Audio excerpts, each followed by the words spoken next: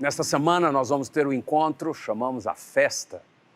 O propósito desse encontro é nós convidarmos pessoas que ainda não conhecem a Jesus como Senhor e Salvador e proclamarmos o Evangelho. E a lição desse encontro, nesta semana, com todos os núcleos reunidos, diz: somos um corpo. A mensagem é essa: somos um corpo. E eu quero compartilhar com você algumas questões sobre esse assunto de sermos um corpo, uma família, andarmos juntos, interdependermos. E é interessante que algumas pessoas, elas consideram que, por natureza, elas são isoladas, são mais reservadas. Elas realmente dizem que é uma escolha pessoal, é uma característica que ela tem, ela nasceu assim e tem o direito de serem diferentes. E realmente, nós nascemos com muitas características. Realmente, todos têm o direito de serem diferentes. Que bom que todos são diferentes. Mas nessa lição nós vamos ver que andar em família, viver a comunhão do corpo, é uma dádiva de Deus. E quando alguém opta por não viver assim, mas viver isolado, isso não é uma característica de alguém. Isso é uma alteração das características de alguém. E essa alteração que nos leva a um isolamento só é interessante para o maligno. E é o que a lição vai nos mostrando hoje, quando nós vamos falar sobre somos um corpo. Todos nós temos a necessidade de pertencer, de fazer parte. Todos nós temos uma alma, e nessa alma, um dos alimentos fundamentais é ser aceito, sermos benquistos, sermos pertencentes a um grupo que produz, que frutifica, porque Deus nos criou assim. Deus nos criou seres interdependentes. Deus nos criou para sermos um corpo. E nós somos desafiados a vencer as barreiras, as dificuldades pessoais, a fim de que possamos desfrutar das bênçãos, dos benefícios, do crescimento, do serviço que recebemos e que damos quando estamos em comunhão, quando entendemos que somos um corpo. Suzanne Simard é uma ecologista florestal, mora no Canadá, e ela estuda as redes simbióticas que se formam ao redor das árvores, se formam nas florestas, no solo das florestas. São ligações de interdependência das plantas. Essa cientista mostra que até as plantas, os fungos, as pequenas graminhas, elas têm ligação com as árvores, que se ligam e se interdependem, trocam seiva, trocam informações para o desenvolvimento e para o crescimento. É algo para os biólogos natural. Às vezes, para a gente, ouvindo pela primeira vez isso, que interessante, puxa vida. E eu achei mais interessante ainda para mim quando eu descobri que até o pó do Saara, o pó do deserto do Saara, ele atua nessa conformação dada por Deus de interdependência. A NASA fotografa o pó do Saara viajando pelo espaço. Impressionante isso.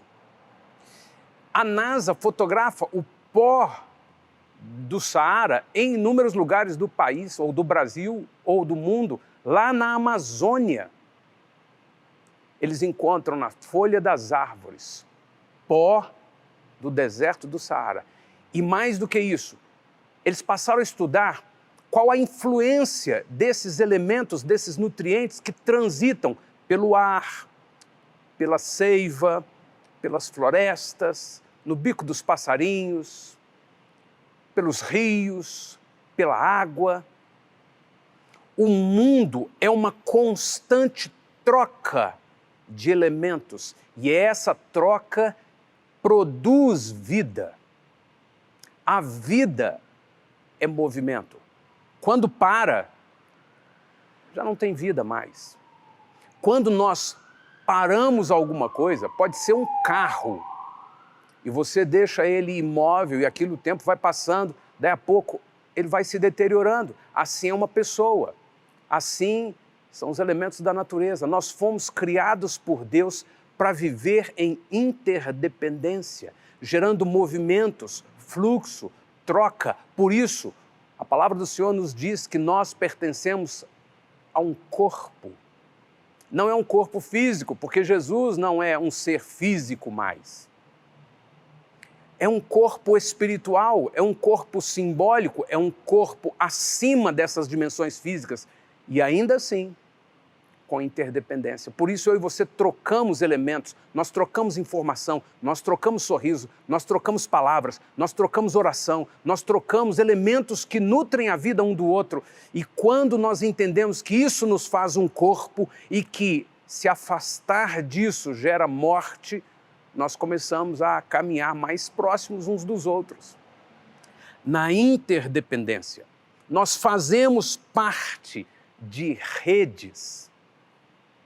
Essa palavra, essa expressão parece muito moderna, as redes, né? Redes da internet, redes da rede social, mas essa palavra ela é estudada pelos sociólogos há centenas de anos. Redes são níveis de relacionamento e interdependência que existem na natureza, existem nos relacionamentos sociais desde sempre. Noé tinha uma rede de relacionamento com seus familiares, com os animais. Noé desenvolveu essa rede de relacionamentos, construiu uma arca, levou sua família nessa rede de encargos, de responsabilidade, para dentro da arca e foram salvos. E assim o Senhor foi desdobrando. Depois nós vemos lá no episódio de Nimrod, na Torre de Babel, ali nasceram as nações. Várias outras redes de relacionamento foram se formando por causa do idioma, da linguagem, dos interesses. E eu e você vivemos isso hoje. E às vezes nós não queremos viver isso na vida do corpo de Cristo, só por uma estratégia maligna de isolar as pessoas. Às vezes nós vemos isso em famílias que têm atritos, têm brigas, aí um não fala com o outro, já tem alguns anos, não fala com o outro, às vezes com o pai. E é o maligno com suas estratégias, isolando as pessoas para não viverem em um corpo. Então a seiva não circula, os nutrientes não circulam. E você pode analisar não só Noé, todos os patriarcas, você pode analisar os profetas, os reis, você pode analisar o povo de Israel, você pode analisar Jesus tinha uma rede de relacionamentos com seus discípulos. Os seus discípulos desenvolveram redes de relacionamento. A história de Paulo narra seus relacionamentos, ele traz o nome das pessoas em cada lugar por onde ele passava, com quem ele tinha relacionamentos. As cartas são uma tecnologia daquele tempo, que até hoje é usada, uma tecnologia midiática, de mediação ou mediação dos relacionamentos. A distância era o que tinha. E Paulo escrevia, e Paulo se comunicava com as pessoas. Se fosse hoje, Paulo estaria mandando e-mail, Paulo estaria mandando mensagens, WhatsApp o tempo todo, porque os relacionamentos, comunicar uns com os outros, interdepender, nos faz ser uma família, nos faz ser uma unidade, um corpo, e assim a seiva, a vida transita. Se há fluxo, há vida. Se corta o fluxo, vem morte. Isso que nós estamos trazendo como ilustração de um corpo, não é para que nós pensemos só de uma forma concentrada em corpo físico. O corpo de Cristo, Jesus, não é algo físico no formato de um corpo humano. O corpo de Jesus, a igreja, é o corpo de Cristo no sentido de juntas, ligamentos, membros que se unem, seiva que flui, vida que flui. E o objetivo que nós temos como igreja local é viver isso, o corpo de Cristo. O objetivo que temos, a estratégia das células, é viver relacionamentos como um corpo. Isso é tão sério que o Senhor trata disso na palavra desde Salomão. Salomão escreve em Provérbios, ele diz assim: o solitário busca o seu próprio interesse e insurge-se contra a verdadeira sabedoria. O insensato não tem prazer no entendimento, senão em externar o seu interior. O nome da última igreja do Apocalipse, as 7 igrejas do Apocalipse, a última igreja se chama Laodiceia. Laodiceia é uma palavra grega que quer dizer opinião do povo. De uma forma mais prática, opinião de cada um. E quando nós olhamos para a modernidade, para esse tempo chamado pós-moderno ou pós-modernidade, nós vemos que a internet está produzindo cada vez mais um fenômeno de isolacionismo ou de isolamentos. Vamos nos tornando cada vez mais autônomos. É o que eu acho, é o que eu quero, é o que eu penso, é o meu corpo, é como eu faço, é do meu jeito e eu não quero ouvir os outros. E você vê na internet, alguém publica alguma coisa, ninguém pensa em torno daquilo. A maioria das pessoas joga alguma coisa, ou que acha, ou que pensa, ou diferente, ou oposto, ou combate, ou então tenta levantar a sua própria opinião. É o tempo inteiro. Até diante das autoridades, vamos a um médico e a gente também tem esse fenômeno do isolacionismo atuando. A gente quer decidir por nós mesmos. A gente quer estudar tudo, saber, e a gente decide.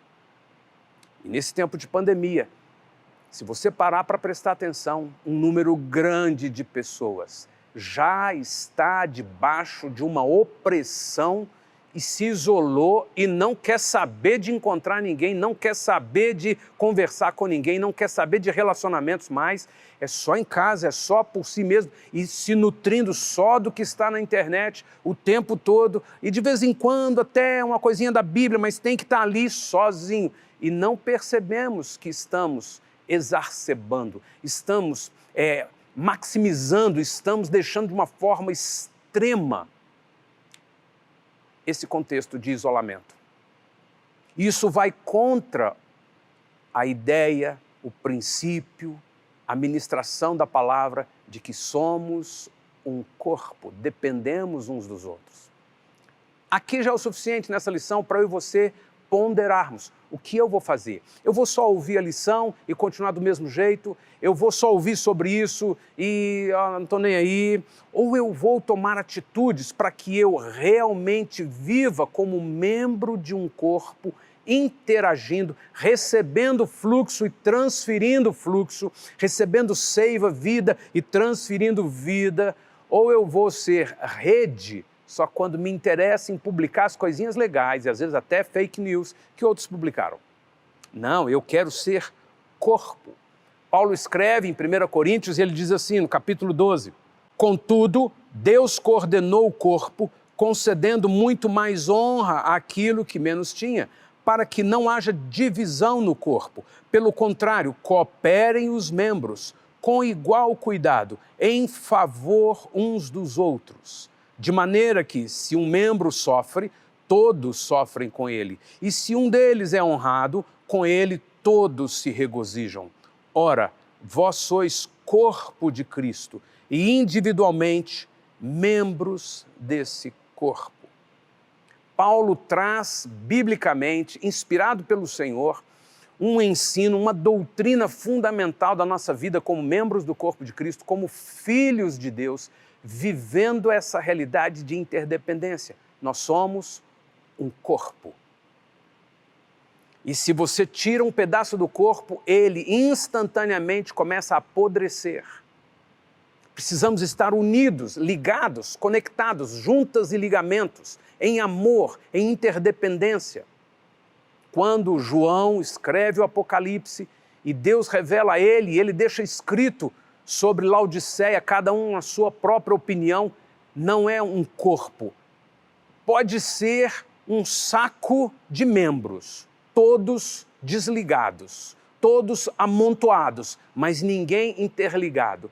A realidade de Laodiceia é que esta sociedade agora, provavelmente a última instância de sociedade da Terra, é Laodiceia.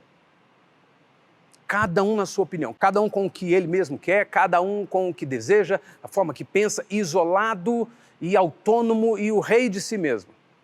Não interdependemos, não sabemos ouvir um ao outro, não consideramos um ao outro, não recebemos um do outro, até na desculpa da vergonha, do constrangimento. Não, eu não quero incomodar, eu não quero incomodar. E é melhor que não incomodemos mesmo, mas é extremamente vital que a gente tenha interdependência. Aí não é incômodo, aí é vida.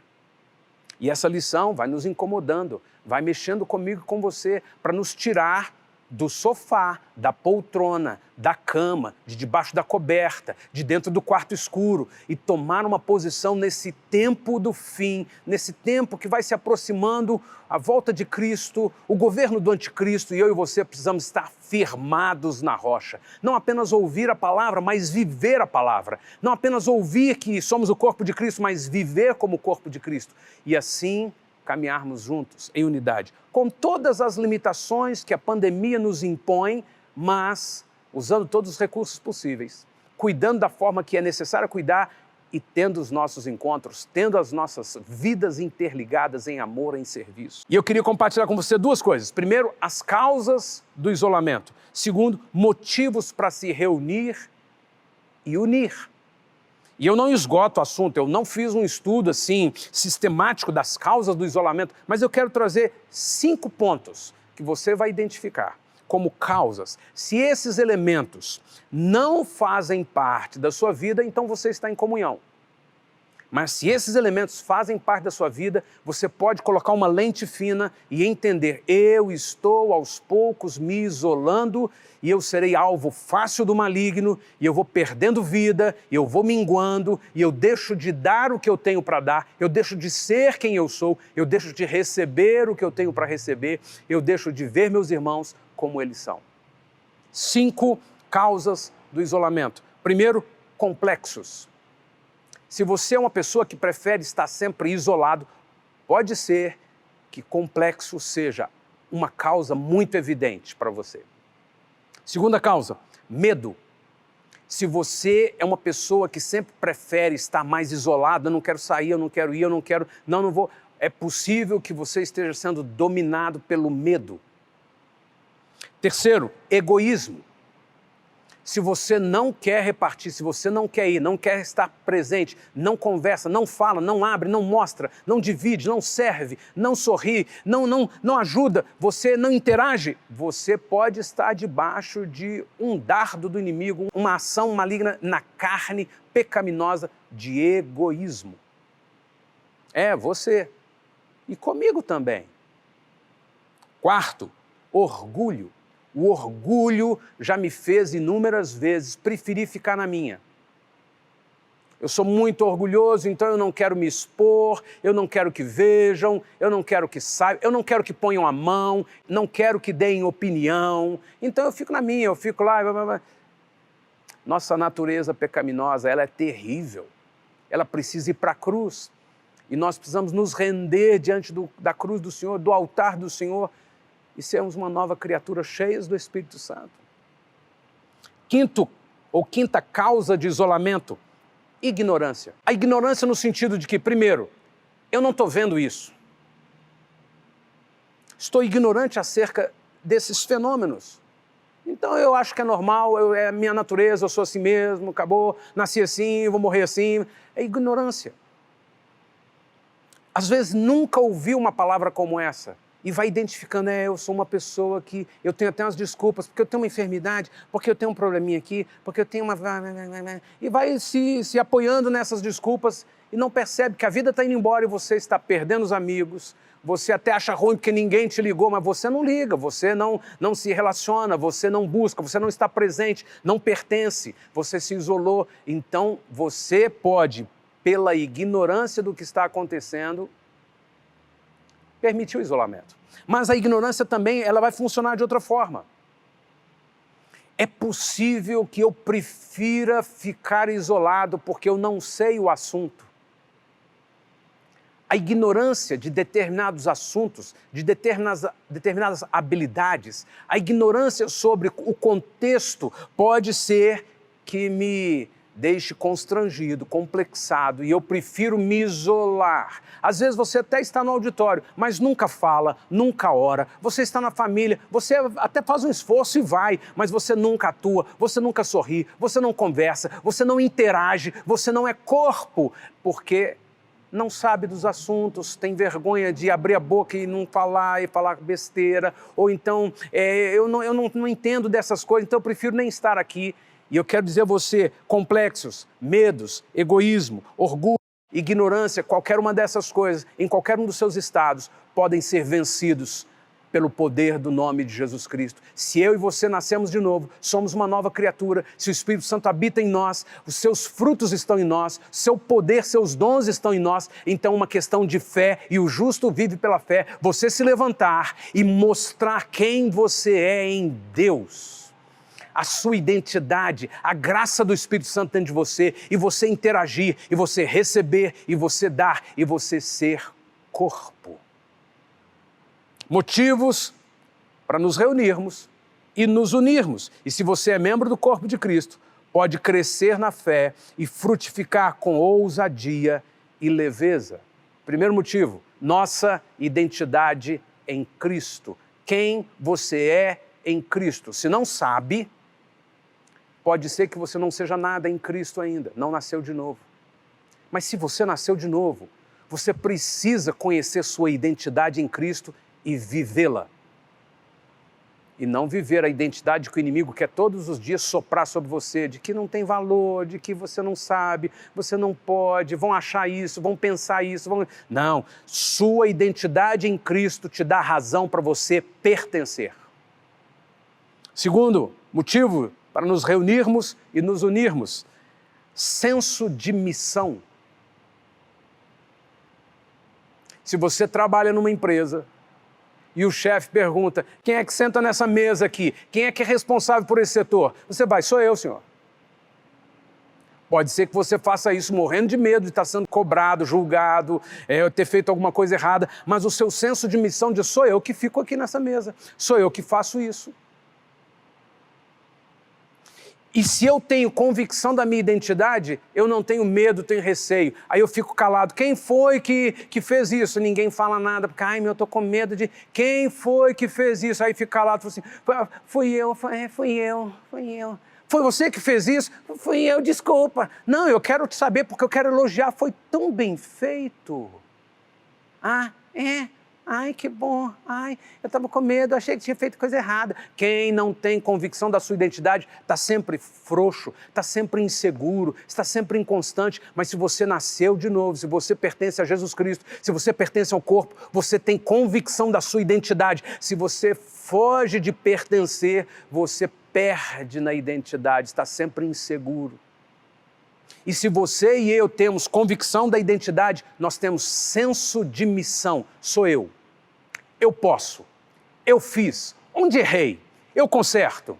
Onde acertei? Que bom. Glória a Deus. Essa estabilidade que nos faz pertencer vem porque pertencemos. E quanto mais pertencemos, mais temos convicção da identidade, mais temos convicção do senso de missão e, terceiro, mais temos alegria em servir. Alegria em servir, com toda simplicidade, com toda singeleza, com qualquer limitação, até com defeitos, mas pronto para servir. Quarto motivo, convicção da interdependência, consciência de que somos corpo. E por último, autoridade da cruz, do corpo e da palavra. Eu tenho a autoridade da cruz sobre a minha vida, eu me rendo, eu renuncio, eu me humilho, eu tenho a autoridade da palavra, eu me submeto à palavra, eu tenho a autoridade do corpo sobre mim, eu me submeto ao corpo de Cristo, eu pertenço, eu participo, eu não vou sumir, eu não vou desligar, eu não vou desaparecer, eu não vou ficar calado, eu não vou ficar quieto, eu vou participar, eu quero produzir, eu quero frutificar, eu quero pertencer, eu quero receber fluxo e eu quero transmitir fluxo, porque eu sou um corpo. Leia comigo 1 João capítulo 1, diz assim, o que era desde o princípio e o que temos ouvido, o que temos visto com os nossos olhos, o que contemplamos e as nossas mãos apalparam, com respeito ao verbo da vida, E a vida se manifestou, e nós a temos visto, e dela damos testemunho, e vô-la anunciamos, a vida eterna, a qual estava com o Pai e nos foi manifesta. O que temos visto e ouvido, anunciamos também a vós outros, para que vós, igualmente, mantenhais comunhão conosco. Ora, a nossa comunhão é com o Pai e com o seu Filho Jesus Cristo. Estas coisas, pois, vos escrevemos para que a nossa alegria seja completa. 1 João, capítulo 1, verso 5. Ora, a mensagem que da parte dele temos ouvido e vos anunciamos é esta, que Deus é luz e não há nele treva alguma. Se dissermos que mantemos comunhão com ele e andarmos nas trevas, mentimos e não praticamos a verdade. Se, porém, andarmos na luz, como ele na luz está, mantemos comunhão uns com os outros. Não nos isolamos, entendemos que somos corpo, sabemos da nossa identidade, crescemos na convicção da nossa identidade, crescemos no senso de missão, crescemos na alegria em servir, crescemos na convicção de interdependência. Eu sou frágil mesmo, eu sou fraco mesmo, eu sou limitado mesmo, eu não sabia, eu não sei, eu não posso, eu não consigo, mas eu vou crescer juntos. Nós vamos juntos, todos, crescer. Ah, Senhor, eu quero essa vida do corpo, porque a autoridade da cruz está sobre mim, a autoridade do corpo está sobre mim, a autoridade da palavra está sobre mim. O texto diz, mantemos comunhão uns com os outros, e o sangue de Jesus Cristo nos purifica de todo pecado. Sem medo de errar, eu posso dizer de outra forma esse versículo. Se mantemos comunhão com Ele, se andamos na luz, temos comunhão uns com os outros. E aquilo que nos separa de Deus, que a Bíblia chama de pecado, é eliminado. Qualquer coisa. Medo, complexos, egoísmo, orgulho, ignorância, somos libertos. O sangue de Jesus, seu Filho, nos purifica de todo pecado. Isso é, tudo aquilo que nos separa de Deus, que a Bíblia chama de pecado, é retirado. Seja corpo, decida ser corpo. Hoje, nessa semana, nessa lição, que seja um divisor de águas para você e você tome um gás, tome um vigor, tome uma força que vem dele para mudar de vida, tomar atitudes e desfrutar da alegria, da seiva, da vida que flui no corpo. Uma coisa importante aqui no final dessa minha ministração, que diz respeito à lição dessa semana. Eu não coloquei na lição 4 perguntas, como normalmente fazemos. E o encontro das células ou do núcleo na quinta-feira gira em torno dessas 4 perguntas, visando não haver dispersão do assunto, que mais pessoas possam participar. Então o líder de célula, ele faz uma pequena exposição disso que você já assistiu e cada irmão vai trazendo o que Deus falou, o que aprendeu, os testemunhos, as confissões, as necessidades de oração em torno dessas 4 perguntas. Mas nessa semana eu não pus as 4 perguntas aqui. Você vai fazer a pergunta e você vai mandar para o seu líder de célula e o líder de célula vai escolher 4 perguntas que brotaram entre vocês. E assim vocês vão conduzir a lição. E eu oro para que o Espírito Santo, em todos nós, em mim, que ministro e gravo isso agora, no Luca que está aqui, na Raquel que está aqui, nos irmãos que estão cuidando para a divulgação desse vídeo, que em todos nós essa palavra venha como um fogo ardendo o coração e nos levantando para viver o corpo de Cristo. É por causa do corpo que nós estamos podendo filmar, gravar, distribuir isso para você, nos reunir nessa semana. Senhor, que seja assim com cada um de nós. E que haja testemunhos brotando, pipocando por todos os lados de irmãos que despertaram, que não estão mais debaixo de uma astúcia maligna para nos isolar, nos acomodar, nos esfriar, nos enfraquecer e nos devorar. E nós nos levantamos porque somos o corpo de Cristo nessa terra. Em nome de Jesus. Amém. Amém, meu irmão. Amém.